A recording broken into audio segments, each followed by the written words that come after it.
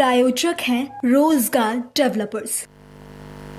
नमस्कार, pulse 24 news देख रहे हैं आप और मैं हूं आपके साथ आफरीन बानो। वक्त हो चला है उत्तराखंड बुलेटिन का, तो आइए बढ़ते हैं खबरों की ओर।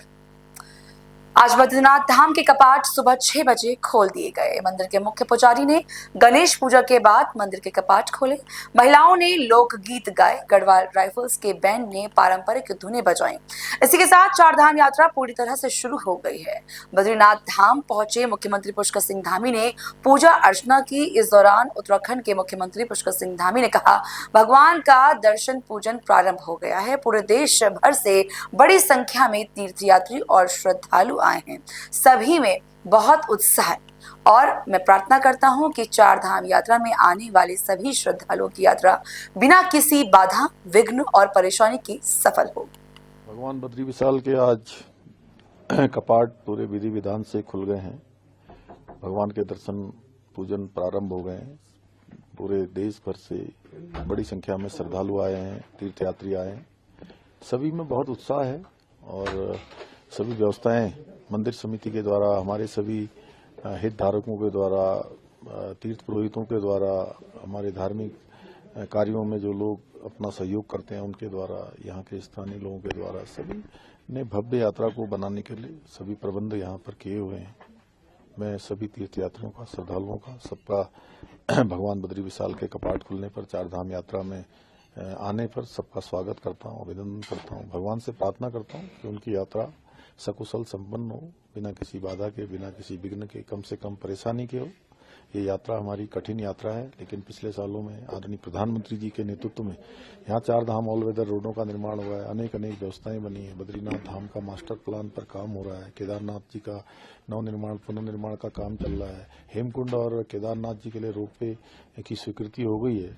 ऐसे अनेक कार्य हो रहे हैं और अभी कल ही एक मैं आदरणीय प्रधानमंत्री जी का, गृह मंत्री जी का धन्यवाद करता हूं कि फरवरी माह 2023 में आपदा के कारण से कई सारे हमारे ज्योति मठ के क्षेत्र में अनेक स्थानों पर लगभग 20% स्थान ज्योति मठ का आपदा की चपेट में आ गया था, भू धसा हुआ था, दरारें आई थी।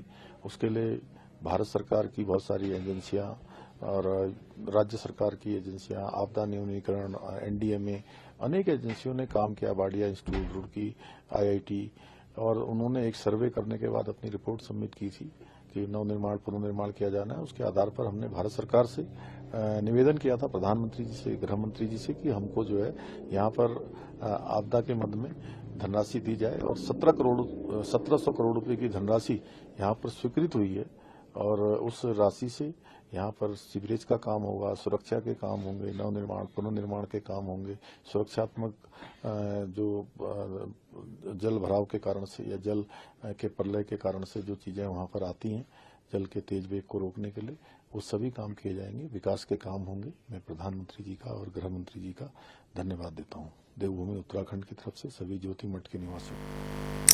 नैनीताल में हुई एक दुर्भाग्यपूर्ण घटना के बाद सरोवर नगरी में कुछ समय के लिए स्थिति तनावपूर्ण जरूर रही, लेकिन अब हालात पूरी तरह से सामान्य हो गए हैं। कुछ असामाजिक तत्वों द्वारा ये भ्रम सूचना फैलाई जा रही थी कि नैनीताल पर्यटकों के लिए सुरक्षित नहीं है और होटल बुकिंग रद्द की जा रही है, लेकिन प्रशासन ने स्पष्ट किया है कि ये केवल एक अफवाह है। आईजी कुमाऊं रिधिम अग्रवाल ने बयान जारी करते हुए कहा कि नैनीताल, कैची धाम समेत समूचा कुमाऊं क्षेत्र देसी और विदेशी सैलानियों के लिए पूरी तरह सुरक्षित है। उन्होंने पर्यटकों से अपील की है कि वे बेझिझक नैनीताल और अन्य पर्यटन स्थलों पर आएं और अपनी छुट्टियों का आनंद लें। देखिए, मैं यही कहना चाहूँगी कि नैनीताल में कानून व्यवस्था की स्थिति बिल्कुल ठीक है और हम टूरिस्ट का स्वागत करते हैं। आप लोग नैनीताल में आए, कैंची धाम में आए, हमारे अन्य पर्यटक स्थलों पर आए। यहाँ पर उत्तराखंड पुलिस सदैव आपकी सुरक्षा के लिए, आपकी सेफ्टी के लिए तत्पर है। साथ ही साथ आपके चैनल्स के माध्यम से मैं यह भी अपील करना चाहूँगी कि सोशल मीडिया पर हम लोग बहुत ऐसे वीडियोस, बहुत ऐसे इनपुट्स देख रहे हैं जिस पर बिना सोचे समझे हम विश्वास कर लेते हैं। तो आप प्लीज़ इन वीडियोस पर विश्वास करने से पहले एडमिनिस्ट्रेटिव हमारी तरफ से जो बयान जारी हो रहे हैं उनकी ओर ज़्यादा ध्यान दीजिए।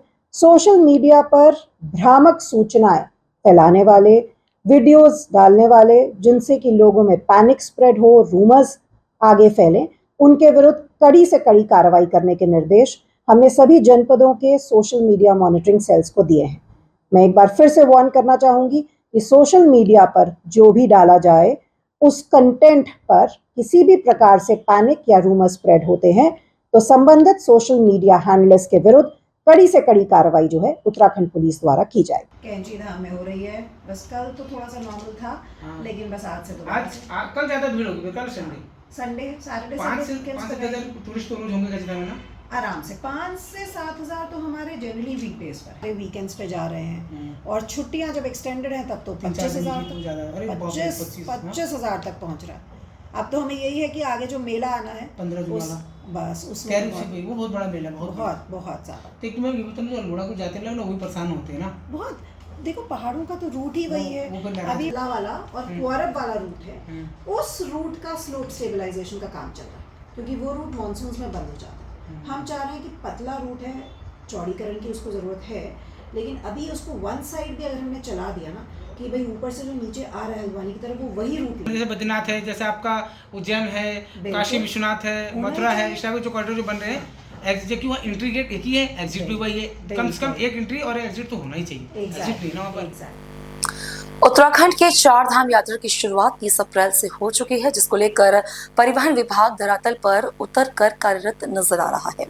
विभाग द्वारा उत्तराखंड में बाहर से आने वाले प्रत्येक वाहन को ग्रीन कार्ड और कार्ड आवंटित किए जा रहे हैं, जो कि उत्तराखंड में बढ़ते प्रदूषण की रोकथाम के मद्देनजर बेहद महत्वपूर्ण साबित होंगे।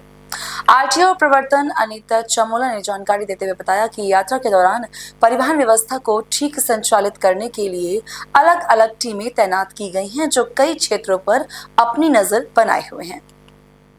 परिवहन विभाग ने इसकी पूरी तैयारी कर ली है और हमारे यहाँ जो बाहर की गाड़ियाँ और हमारे यहाँ की जो गाड़ियाँ हैं उनके लिए सभी कार्यालयों से ग्रीन कार्ड जारी किए जा रहे हैं। ग्रीन कार्ड ऑनलाइन माध्यम से सभी कार्यालयों से हम लोग इशू कर रहे हैं और इसके लिए हमने अलग अलग सेंटर्स भी बनाए हैं। रुड़की में नारसन में और देहरादून में आशा रोड़ी में इसके लिए पृथक से सेंटर्स बनाए गए हैं। इसके अतिरिक्त हमारी चेकिंग के लिए पिछली बार की तरह हमने चेक पोस्ट यात्रा मार्गों पर स्थापित करी हैं। हर बार हम लोग 4 चेक पोस्ट स्थापित करते थे और एक हमारी शटल सेवा रुद्रप्रयाग में चलती थी। इस बार हमने एक सत्यनारायण में एक अतिरिक्त चेकिंग के लिए चेक पोस्ट लगाया हुआ है और विकास नगर में हरबटपुर में भी हमने एक चेक पोस्ट अतिरिक्त लगाई है। तो वहाँ पर भी यात्रा पूर्व प्रस्थान करने वाली गाड़ियों को हम लोग चेक कर रहे हैं और ये चेक पोस्ट 4 बजे से रात के 10 बजे तक 2 शिफ्ट में संचालित हो रही है। तो जिसमें कोशिश की जा रही है कि जितने भी हमारी जो गाड़ियाँ 4 धाम में जा रही हैं उनको हम चेक करने के बाद ही आगे भेजें। इसके अतिरिक्त हमारे जो रेगुलर स्क्वाड है जो हरिद्वार में, ऋषिकेश, देहरादून में, टिहरी, उत्तरकाशी, पौड़ी, रुद्रप्रयाग और कर्णप्रयाग में है, वो तो है ही। और 9 स्क्वाड हमने अलग से लगाए हैं विभिन्न मार्गों पर और वो सारे यात्रा रूट को कवर कर रहे हैं। चंबा रूट पर स्क्वाड हमने एक पूरा लगाया हुआ है ऋषिकेश टू चिन्यालीसौड़ के लिए। यमुना ब्रिज तक का है टामटा का और यमुना ब्रिज से आगे चिन्यालीसौड़ तक के लिए एक अतिरिक्त स्क्वाड हमने लगाया हुआ है। ऋषिकेश से कीर्तिनगर एक स्क्वाड है, इंटरसेप्टर वाहन है। कीर्तिनगर से रुद्रप्रयाग तक एक हमारे पास इंटरसेप्टर वाहन है और रुद्रप्रयाग में भी हमने 2 रूट पर, एक यात्रा रूट जो मेन है NH नेशनल हाईवे बद्रीनाथ मार्ग और एक जो रुद्रप्रयाग से सोनप्रयाग तक के लिए जाता है, वहाँ पर भी हमने एक अलग से इंटरसेप्टर दल लगाया हुआ है। बद्रीनाथ रूट को कवर करने के लिए भी कर्णप्रयाग से बद्रीनाथ तक एक इंटरसेप्टर दल की अलग से तैनाती की गई है और चेक पोस्ट पर भी और यहाँ पर भी दोनों जगह पर हम लोग प्रवर्तन कार्यवाही भी कर रहे हैं और ये भी देखा जा रहा है कि यात्रियों को भी किसी भी तरह की कोई समस्या ना हो। अभी तक लगभग 11,500 ग्रीन कार्ड हम जारी कर चुके हैं और जिसमें से 950 अन्य राज्य की गाड़ियाँ हैं। आइए अगली खबर का रुख कर लेते हैं। खबर पौड़ी से है, जहां पुलिस अधीक्षक ने सभी थाना प्रभारियों को अपने अपने थाना क्षेत्रों में शराब पीकर वाहन चलाने, ओवरलोडिंग करने व रैश ड्राइविंग करने वालों के खिलाफ कठोर कार्रवाई करने के निर्देश दिए हैं। साथ ही चेकिंग अभियान के तहत पुलिस ने यातायात नियमों का उल्लंघन करने वाले कुल 171 चालकों के खिलाफ कड़ी कार्रवाई भी की है। खबर रुड़की से है, जहां गंगा स्नान के लिए हरिद्वार आ रहे यात्रियों की कार को अज्ञात वाहन ने टक्कर मार दी, जिसमें बार एक यात्री की मौके पर ही दर्दनाक मौत हो गई तो वहीं 3 लोग गंभीर रूप से घायल हो गए। घायलों को प्राथमिक उपचार के बाद हायर सेंटर रेफर कर दिया गया है। यात्री हरियाणा निवासी हैं। यह हादसा रविवार की तड़के हुआ। उत्तराखंड बुलेटिन में फिलहाल मेरे साथ बस इतना ही। मुझे दीजिए इजाजत और आप देखते रहिए पल्स 24 न्यूज। नमस्कार। इस प्रोग्राम के प्रायोजक थे रोजगार डेवलपर्स।